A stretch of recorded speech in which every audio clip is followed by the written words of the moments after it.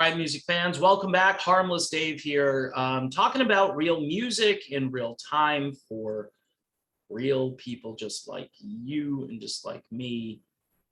Phil Collins and Genesis are back together doing some shows. I haven't really talked too much about this reunion concert. I believe they're calling the tour The Last Domino, which is appropriate. I did watch some footage, and I got to tell you, this was painful to watch. If you grew up listening to Phil Collins and Genesis, basically Phil Collins was probably the most exposed voice in rock music for over a decade, right around a decade, since probably 1981 or 2 up until the early 90s. Phil Collins was on the radio probably more than any other artist when you consider his work as a solo artist and his work in Genesis. He kind of owned the 80s. You know, when you think back, really, I mean, nobody probably had a bigger radio presence. To hear his voice now, the way he sounds, and the condition that he's in on stage is just tragic and painful, and I wish they had not decided to do this, but they did. And I watched a good chunk of their brilliant song from the self-titled Shapes album, which is probably one of the finest records in rock music. The tune is called That's All. It's one of the tunes that hasn't been focus tested out because it's just too good to focus test out. It showed a real new direction for the band at the time, and they're leaving their more proggy roots behind. But still, if you listen to that album from start to finish, there are plenty of really cool prog-like moments, but it's polished up, it's a lot shinier, it's a lot more melodic, and it was everywhere. That song, when it came out, we were like, whoa, did they up their game? Now, Abacab, the album that was before that, absolutely brilliant, more muscular.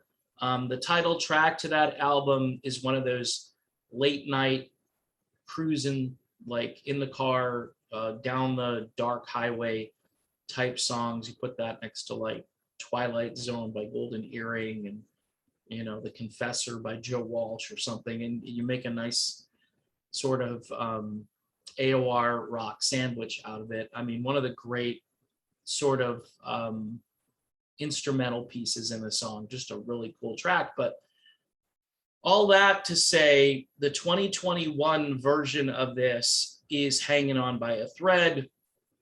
The songs are all tuned way down. It seemed like it was even more than just your typical down tuning of a track.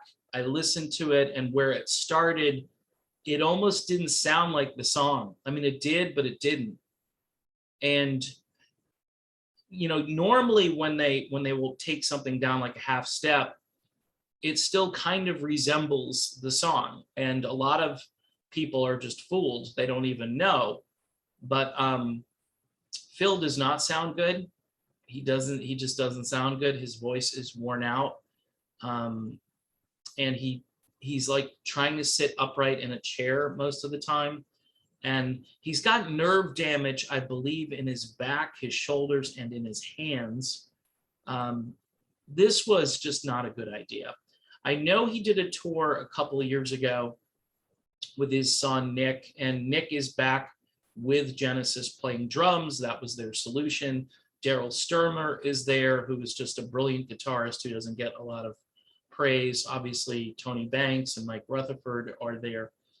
And you know, are they pushing through and are people showing up? Yes and yes.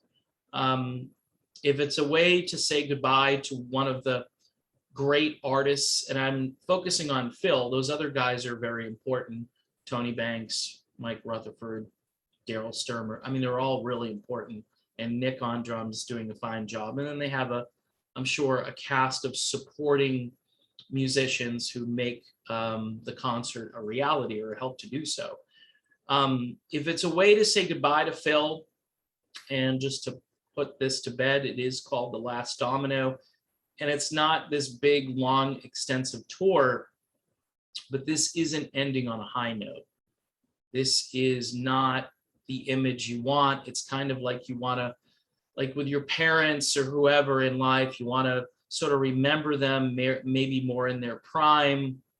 Gene Simmons talked about this with David Lee Roth a little bit, and there was some truth to what he said. I'd like to remember David Lee Roth as that energetic guy who's doing leg kicks and so forth back in 1984, rather than the Dave that you see out there now. But I'll tell you what, David Lee Roth compared to Phil Collins right now, David Lee Roth is a genius. He's a master compared to what I listen to with Phil Collins.